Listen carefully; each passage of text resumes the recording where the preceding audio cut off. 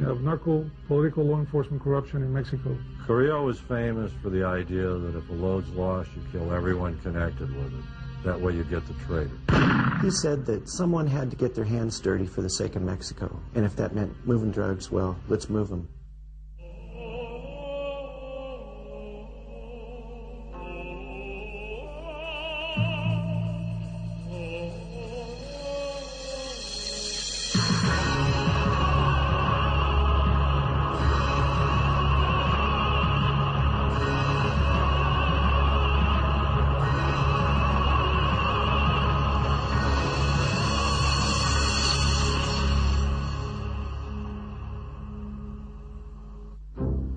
September 29th, 1989. It was the largest seizure of cocaine the world had ever seen. Over 21 tons with a potential street value in excess of $7 billion.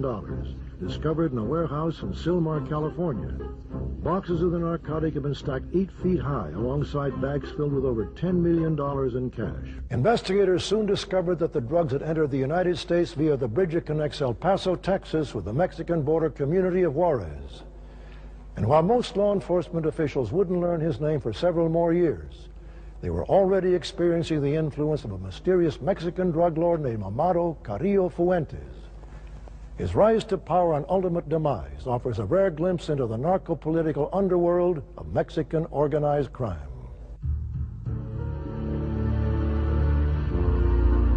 He says, I want to tell you a name. I go, okay. He says, Amado Carillo Fuentes. And he said, I want to tell you one other thing. Never say that name out loud. He was the king of narco-political law enforcement corruption in Mexico. There was a time when Amado was moving drugs in old commercial airliners, moving it by the ton. You know, 10 tons of coke, pure Colombian coke, in a passenger airline.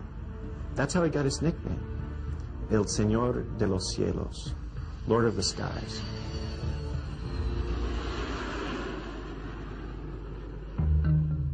The 2,000-mile expanse of the Mexican-U.S. border has been attracting smugglers since before Prohibition, when men delivered whiskey to the thirsty patrons of Texas and Arizona. Marijuana was a drug of choice in the 30s. And after World War II, recovering GIs addicted to morphine created an enormous demand for heroin. For more than a century, Mexico's traficantes have catered to America's changing appetites. Smuggling activities are often coordinated from the state of Sinaloa, long recognized as Mexico's marijuana and heroin heartland. The U.S. Drug Enforcement Administration has even given the region a special nickname. A lot of the drug guys come out of that area. It's very poor, you know, it's a lot of ranchos. And so DEA calls it Jurassic Park, because that's where the prehistoric monsters come from. Charles Bowden is a journalist and author. His book, Juarez, the Laboratory of Our Future, takes a critical look at the forces shaping modern Mexico. You have to understand, Sinaloa has always had a bandit culture, hereditary. It's, you know, entire state with a Jesse James ethic. Indeed, the tradition of smuggling is so strong that the region has its own patron saint. Jesus Malverde was a bandit at the turn of the century with a Zorro-like reputation for helping the poor. After his execution by government forces in 1909, villagers began to attribute miracles to the bandit martyr. Traffickers often visit his shrine to have bullets blessed or to thank the narco saint for their good fortune. It was into this environment that Amado Carillo Fuentes was born in the early 1950s. We know little of his childhood, but in the early 1970s, his uncle, Ernesto Fonseca, gave him a job harvesting marijuana. Carillo was starting his career at the very bottom. Fonseca was a powerful smuggler and original member of the influential Guadalajara cartel under the tough Miguel Angel Felix Gallardo. A former Sinaloa state police officer, Miguel campaigned for cooperation among the competing traffickers, a philosophy Carillo himself would adopt many years later. This spirit of cooperation put the cartel in a unique position to benefit from another organization's misfortune. He said sure they're running 3 people. 4 people total. 4 people total. In 1982, U.S. anti-drug forces deployed throughout South Florida and crippled the distribution network of Colombia's cocaine kingpins. Stung by the losses, the Colombians needed a reliable way to move their product into the U.S. Miguel Angel jumped at the opportunity. The cartel had ferried cocaine through Mexico before, but this new arrangement would encompass much larger loads and bring much greater profits, up to $2,000 per kilo. It wasn't long before the Sinaloa drug lords were making more money than ever before. Here in the Sierra Madre, where there's no electricity and people have thatched roofs, you start seeing nightclubs with lavish marble and things in the middle of nowhere. And then you notice that people that are barefoot have Uzis. And what are you supposed to think? They had a good corn crop? It is unknown how Carillo made the transition from harvesting marijuana to full-out trafficking. Most believe that Carillo had completed his apprenticeship and was ready for a larger role in the organization. That larger role may well have included a 5-year stint as a member of Mexico's secret police, the DFS. DFS stands for the Directorate of Federal Security, and it was the secret police agency of Gobernacion, which is the Interior Government Ministry of Mexico. Amado had one of those badges. He was an agent at the time of the bust of the Buffalo marijuana complex in Chihuahua, Mexico, a vast multi-billion-dollar operation which at the time employed 7,000 farm workers on the marijuana fields. The biggest drug plantation ever created on Earth. One so large it could be seen by American satellites. The drug complex was exposed by DEA agent Enrique Camarena, who was kidnapped, tortured, and murdered by leaders of the Guadalajara cartel, Carillo's uncle among them. In the investigations that came out later, it turned out that the DFS was deeply involved in the protection of this operation, along with the MFJP, the Mexican Federal Police, and the Mexican Army. The cowardly murder of Enrique Quique Camarena, special agent with the Drug Enforcement Administration, was carried out by the Mexican government in conjunction, in cooperation, in partnership with the godfathers of the drug trade. Phil Jordan retired from the DEA after 30 years of service, including 10 years as special agent in charge of the Dallas office and 1 year as head of EPIC, DEA's El Paso Intelligence Center, the largest database of drug trafficking information in the world. He and Camarena were good friends. To this day, Mexico has never apologized for having captured and delivered Quique Camarena to the traffickers. Because of the international pressures that resulted, mainly from the United States, the DFS dismissed 400 of its agents. And I have to assume that Amado was one of those 400 who were dismissed at that time. In 1985, Carillo made his way to the border town of Ojinaga, a village situated near the Big Bend region of Texas that was rapidly becoming a major distribution center for narcotics in northern Mexico. It had always been very important for marijuana and heroin, but after the cocaine smuggling shifted from the Caribbean into Mexico, Ojinaga became cocaine central. At the time, Pablo Acosta was the undisputed crime boss of Ojinaga. Having smuggled heroin and marijuana in the region for close to 15 years, he had finally taken control of the region, or plaza, 3 years previous. In a process known as piggybacking, the Guadalajara cartel had added cocaine to Acosta's well-respected operations. Pablo's strength was that he had the protection soda for that whole region, and so the cocaine coming in was secure. Nobody had to worry about it. If it was in Pablo's hands, it was safe. Proof that Carillo was in Ojinaga came in 1985, when U.S. Customs agent detained him for carrying an automatic rifle into Mexico. This was Carillo's first and only run-in with U.S. law enforcement, and it produced the oldest known photographs of the man who would become Mexico's most powerful drug lord. Carillo spoke freely with the customs officials, giving them a great deal of personal information. And even though U.S. intelligence had already identified Carillo as a powerful trafficker, they did not know how the Sinaloan fit into Pablo Acosta's organization. They seemed at least to have had a good friendship. Pablo, when I was with him, was very proud of the ingot around his neck. I asked him about that. It was a 1-ounce gold ingot, and he said it was a gift of Amado, and then he showed his watch. It was a solid gold Rolex that also, according to him, had been a gift of Amado. He wore it everywhere. He was, like I said, very proud of that. In fact, when he died, he had the same watch around his wrist. Carillo's arrival coincided with a sudden upswing in the amount of cocaine being flown into Ojinaga. Experts now believe that Carillo's role at the border was a dual one: to coordinate his uncle's Colombian shipments and to apprentice under one of Mexico's most experienced smugglers.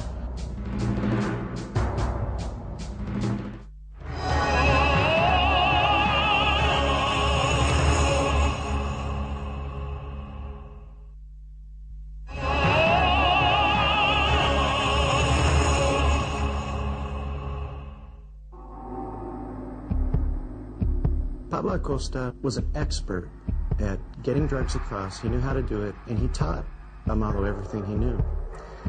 Amado was a little bit smarter, though. You know, Pablo Acosta used to freebase cocaine and do all this stuff. I mean, he was, even if he hadn't gotten killed in a shootout, he was on his way to an early grave. Aging and addicted, Acosta was losing his grip on the plaza. Carillo, by contrast, was coming into his own. After his uncle's arrest for the murder of Special Agent Camarena, it is possible to assume that Carillo inherited his uncle's operation. In late 1986, Terrence Papa met both men and found the contrast memorable. We were sitting there in an apartment above a radio station. There was a long table there, and there was ashtrays overflowing with cigarette butts. There were machine gun clips. There was his AR-15 right behind him. He had a .45 in his belt. At some point, he pulled out a little bag of cocaine and then a box of baking soda, and he mixed the two up and then cooked it over a flame. And it melted, it bubbled up, and then fused together. And for the rest of the night, he was either scraping that stuff into a powder, making packs of cigarettes to smoke that he kept in his pocket, or smoking this stuff. Everybody I've talked to about him attributes his decline and fall to cocaine. And then Amado came over. He walked in the room. He was dressed in Western, I recall. You know, a little bit pudgy, friendly, a little bit overly friendly, in fact. There was one thing I remember, though, that really stands out, and that was a sort of a glint in his eyes. And I think he knew the fact that Pablo was talking to an American reporter spelled his doom. I think Amado knew that. He was aiming to take over. And taking over meant getting rid of Pablo. We will never know if Carillo ever challenged Acosta's authority directly, but in 1986, the two men exchanged heated words at a restaurant in Ojinaga. Pablo and Amado's operation included a ranch not too far out of town, maybe 20 miles, where there was an underground storage tank. It's like, you know, an old gasoline tank, you know, next to a runway.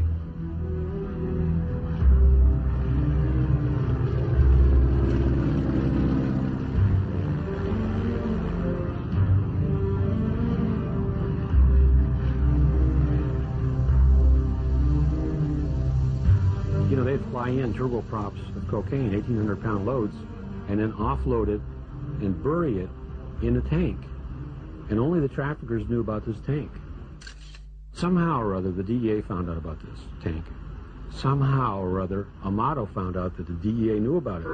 Now, independently of Pablo, Amado had 6 people rounded up who had knowledge of that underground tank. And he had each one of them tortured to death to find out if there was a leak or if they knew anything about a leak. And none of them did, but they were all dead. Acosta confronted Carillo, asking him what he had accomplished by killing 6 innocent men. Carillo replied, coolly, Eliminas a todos, eliminas tu problema. it is better for 6 innocent men to die than for one guilty man to go unpunished. I think Amado learned some lessons from Pablo. He didn't learn the crack cocaine lesson very well because he appeared to do that for the rest of his career. But he did learn that the high profile had some real strong drawbacks. During his interview with Terrence Papa, Pablo had revealed part of the protection scheme unique to Mexico's organized crime groups, that in order to control the plaza, he had to make regular payments to both the Army and the Mexican Federal Police. As soon as the interview was published, the order came from Mexico City to arrest Pablo Acosta. For the next 5 months, they chased him all over Mexico. He ended up hiding out in a river village on the Rio Grande, and he was trapped in an adobe hut for about an hour. They had a hellacious gun battle, and he was killed. He refused to give up. When Acosta went on the lam, Carillo disappeared. Some believe he was involved in Acosta's death. I can't speak for the DEA. I can speak for the intelligence that was known, and the intelligence was that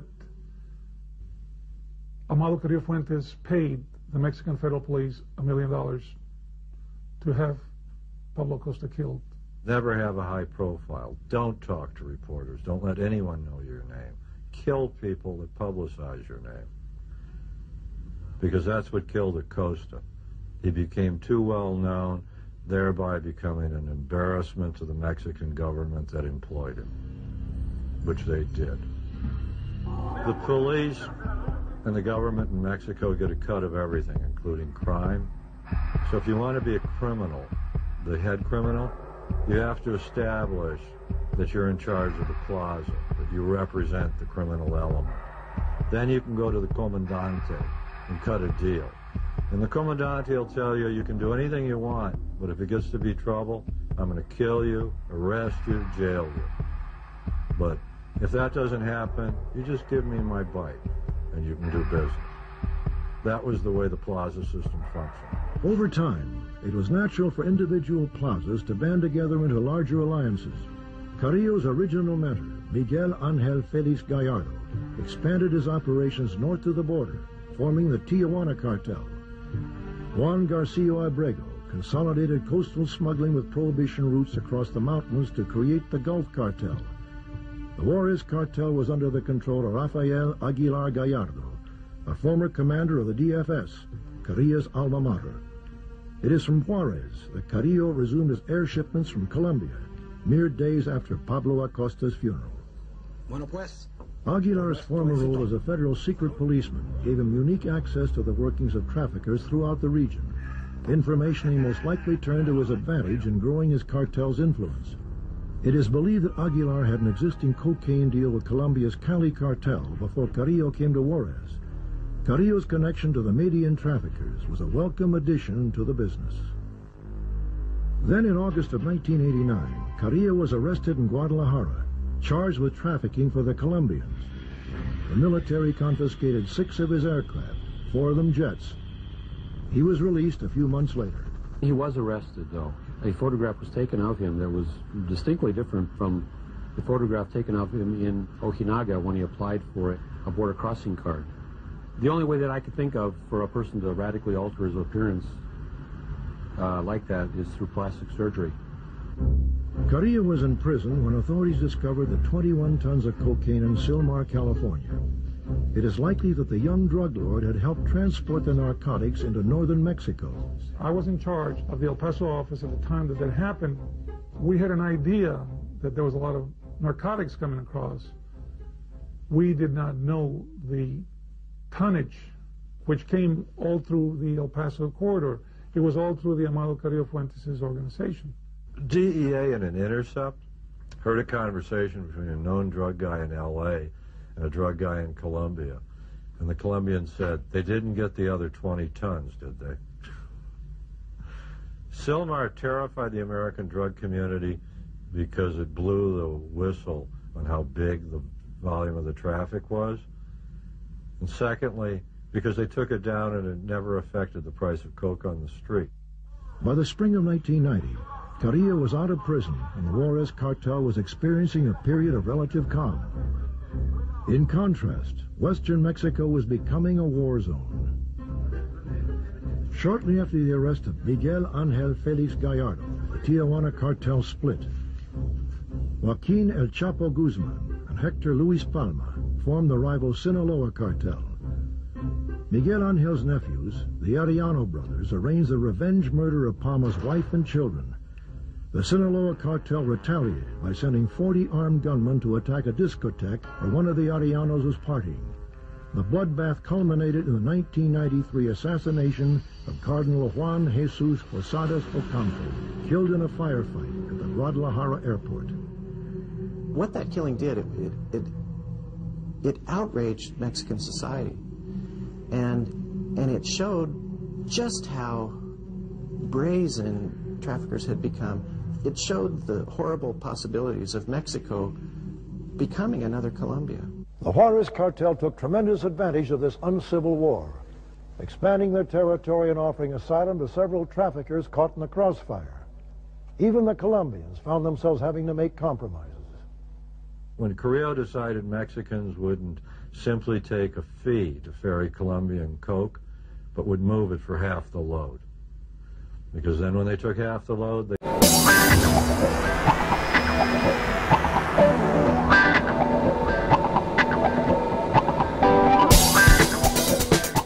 started displacing Colombians in the United States in the distribution system. And that's when the roar of money hit Mexico. And that happened between 85 and 90, depending whose account and where. But the real architect was Amado Carillo. The kid had a head for business, even if he had a cold heart.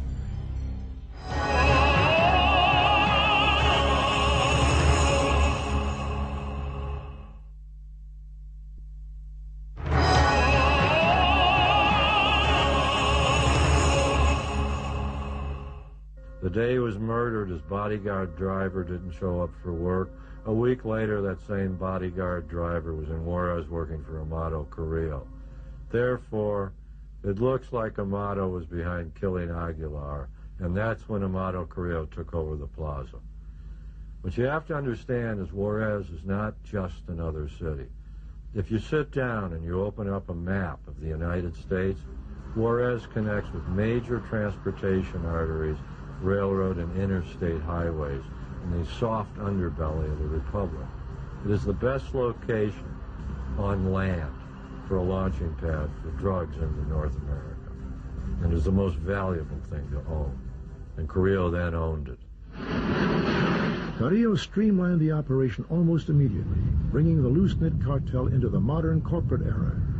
He used cargo planes and passenger jets to transport 10 to 15 tons of cocaine at a time. His pilots filed flight plans that blended the contraband into legitimate commercial air traffic. If the flights were detected at all, Mexico's anti-drug aircraft would be left breathing jet fumes.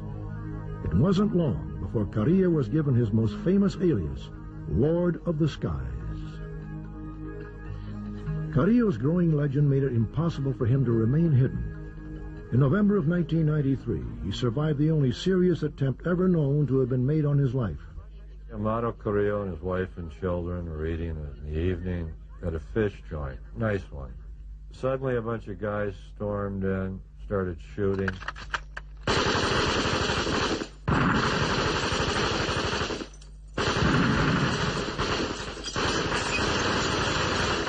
Carillo escaped.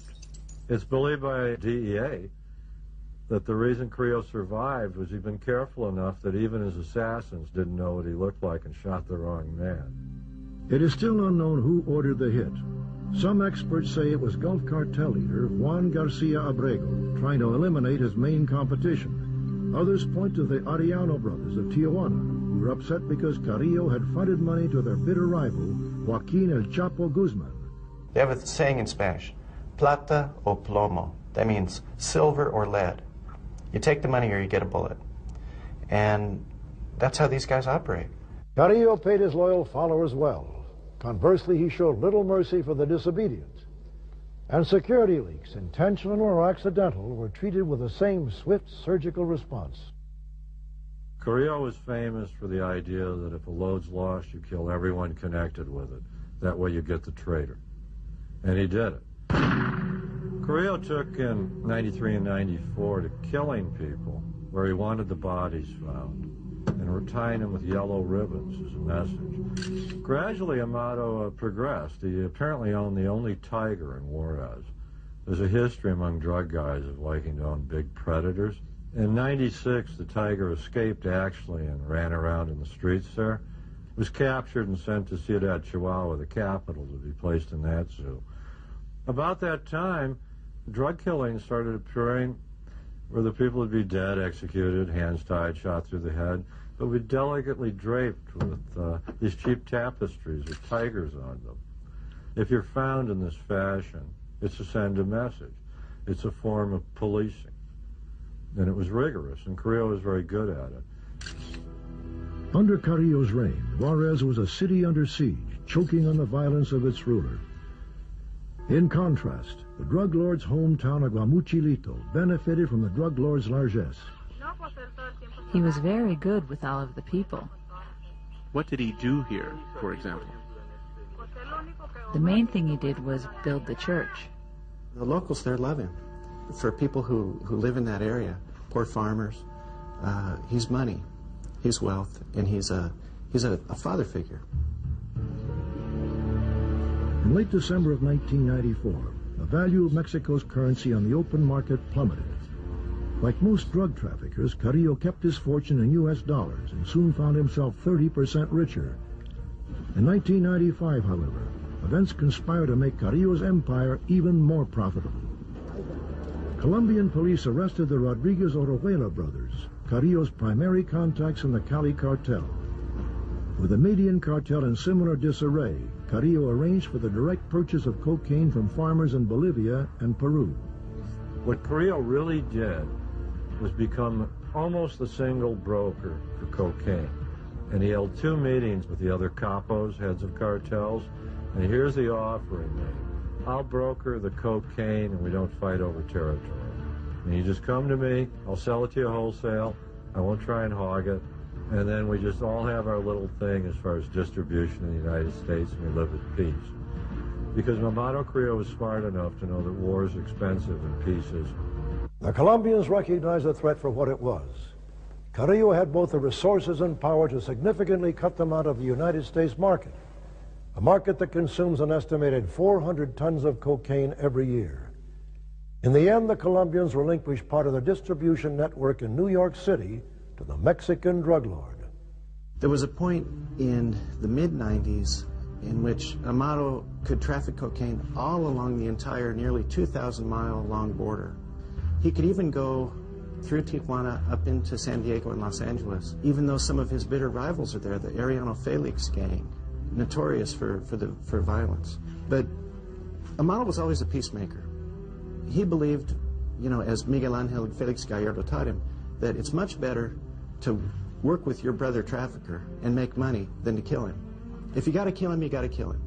But work together and you can just make a mint. And that's what he did for many years. He created a monster, I think. Before that, Mexico had always had 4, 5, 6, 7, 10 cartels, who the hell knows. And essentially the government could always stay on top by playing one against the other. He consolidated and became as big as the government. At every turn, DEA and other agencies were stymied by a lack of support from their Mexican counterparts. Carillo's protection extended high into the echelons of power. Dramatic evidence of Carillo's top-level collusion surfaced a few years later in U.S. federal court. Raul Macias, formerly of the Mexican Federal Judicial Police, testified that the local highway patrol had intercepted one of Carillo's infamous air shipments in the northern state of Zacatecas. A huge full-body jet put down on a dirt runway. It was like a 727 or 707. No seats, full of cocaine. Typical Carillo operation. He had a fleet of them. Macias testified that when he and the other federales arrived on the scene, his commanding officer ordered the highway patrolman to stand down. Somos federales, vamos a tomar control de la situación. Macias then helped load the contraband onto waiting trucks. Macias also testified that inside police headquarters he was ordered to replace the cocaine with wood and other combustibles.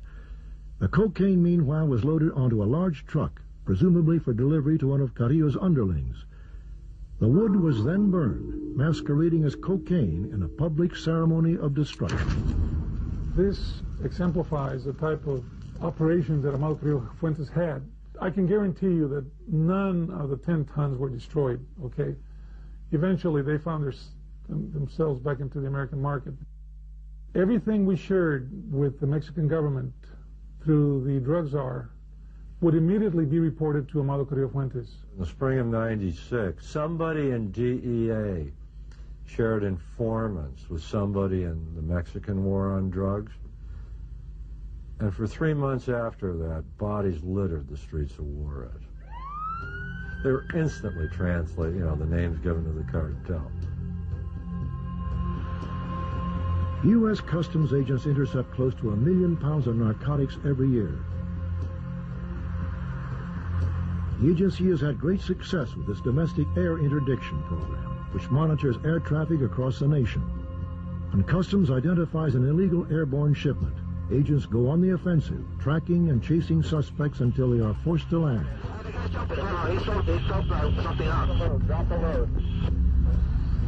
At the border crossings, gamma ray and backscatter X-ray imaging devices peer deep into the vehicles to expose expertly hidden narcotics.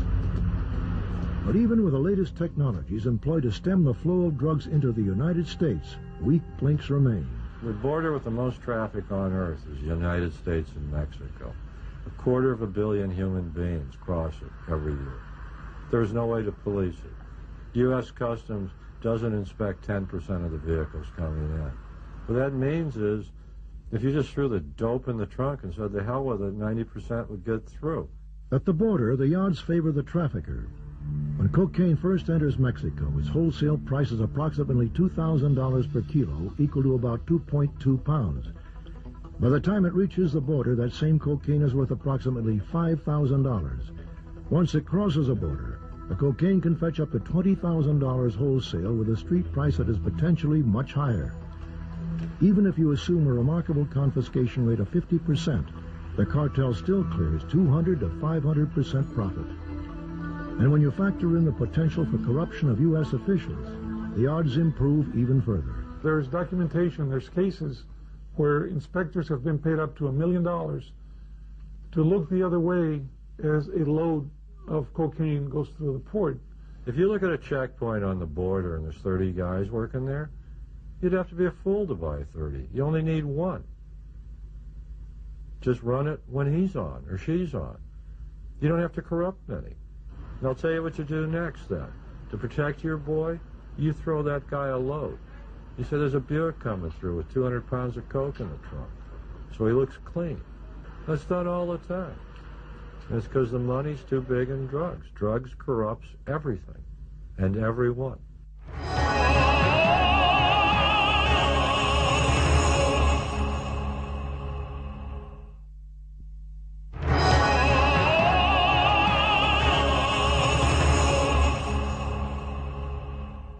The Juarez cartel had only one consistent vulnerability, his cash flow.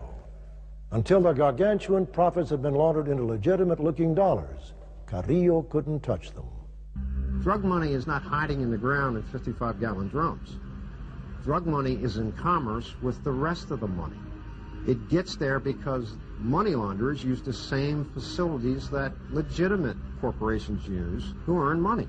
The laundering process was surprisingly simple. By secret arrangement between trafficker and banker, cash generated from drug sales in the U.S. was smuggled back into Mexico and deposited in any one of several Mexican banks. The bank would then issue the trafficker or his representative bank drafts in U.S. dollars drawn on the Mexican bank's accounts at major U.S. banks. The cash itself would then make its way back across the border by armored car and be deposited in the U.S.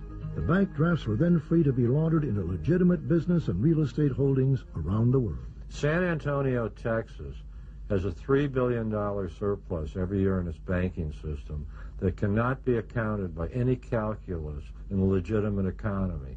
Miami's $25 billion. El Paso, $750 million.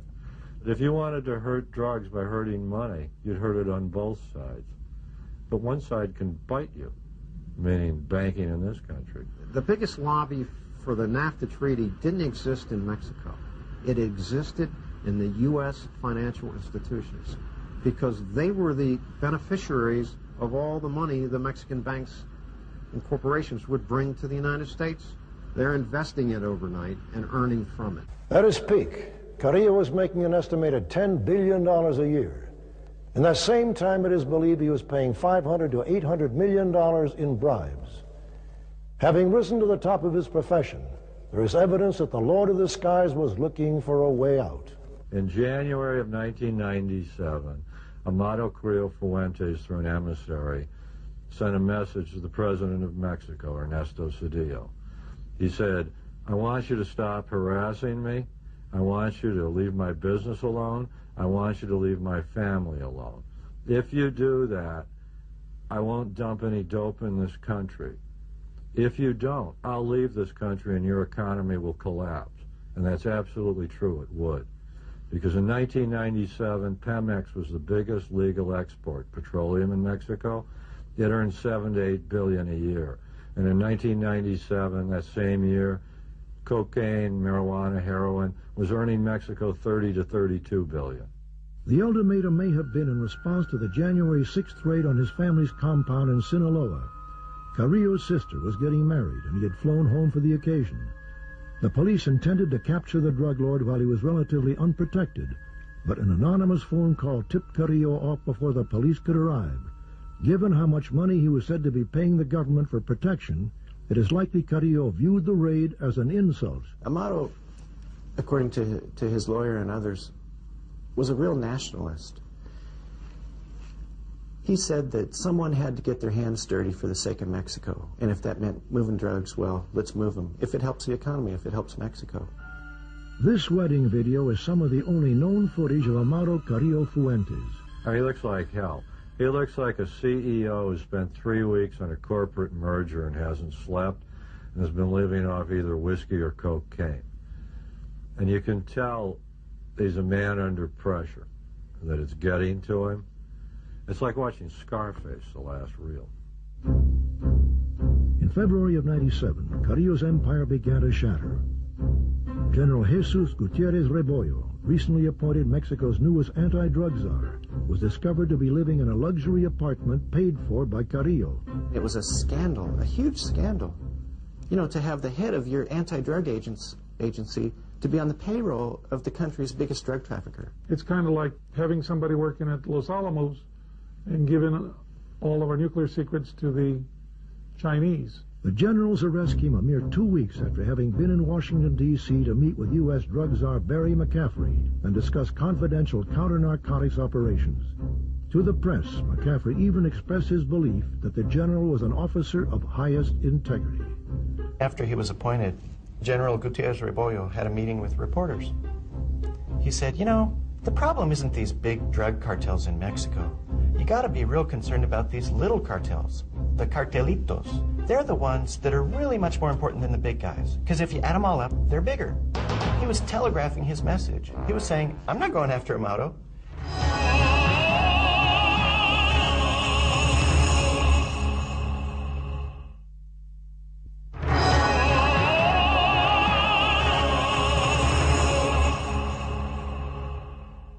Every year, the United States scrutinizes cooperative anti-drug efforts around the world in a process known as certification. Countries that fail the review face trade penalties. The government and the media have unearthed new information confirming previous suspicions about the extent of narco-corruption within Mexican institutions. This connection between Gutierrez and Amado was exposed by the government of Mexico itself.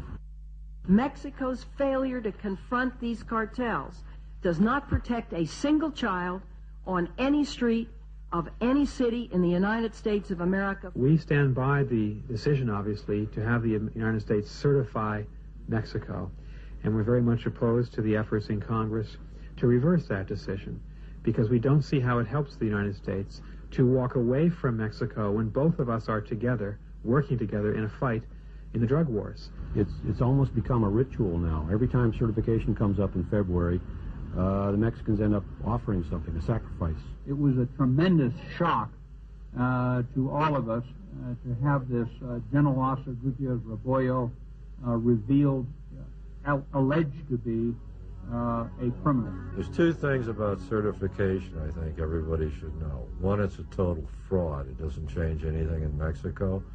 And two, it's a preposterous action.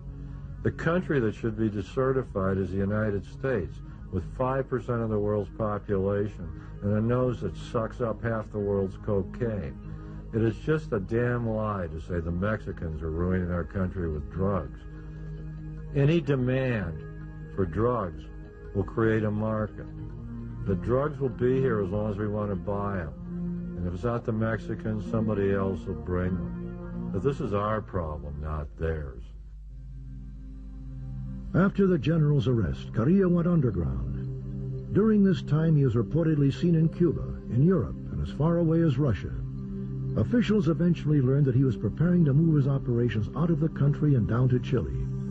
If he was no longer welcome in Mexico, it was reasoned. then Carillo would then run his drug empire from the very bottom of the world. But Carillo surprised everyone when he returned to Mexico City in July of '97, ready to undergo plastic surgery. He checked into the hospital under an assumed name. For over 9 hours, a team of 4 doctors operated on Carillo. Radical liposuction removed 20 pounds of fat. Facial sculpting altered his appearance. In the end, however, an overdose of the tranquilizer Dormicum kept Carillo from ever leaving the table. When officials learned that Carillo had died under such bizarre circumstances, few were willing to believe it. After all, it wouldn't have been the first time a fugitive had faked his own death by leaving an unrecognizable corpse.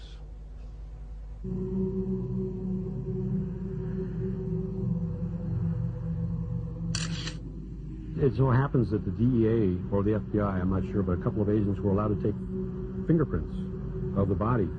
And the comparison was made with the fingerprint, the thumbprint, of Amado's border crossing card that was issued to him in 1985. This allowed Thomas Constantine, who was DEA director at the time, to announce, even before the Mexicans did, that it was in fact Amado. And I think that's correct. 4 months later, the bodies of Carillo's doctors were discovered stuffed inside oil drums along the side of a deserted highway. They had been extensively tortured. It's widely believed that the family members did this to the doctors. That's very likely. The family wanted to find out why Amado died, and so they tortured people to death to try to find out what the truth is. Through sources, know of a person who saw the body the night he died and said the sutures weren't even stitched. Well, plastic surgeons close the sutures. You're paying to not have scars. That's the whole idea, to change your appearance, which would suggest somebody deliberately killed him by injection. The question there is, who injected the chemical? Did the government kill him? Members of his own cartel, another cartel, American law enforcement, or the CIA? Mexican authorities are convinced it was murder, but they haven't offered any evidence. My theory is that he really did die under plastic surgery. He had been using crack cocaine for at least 10 years. That has a tendency to degenerate your organs, your heart, your liver. What the truth is, probably the Carillo family, they're the only ones who will ever know.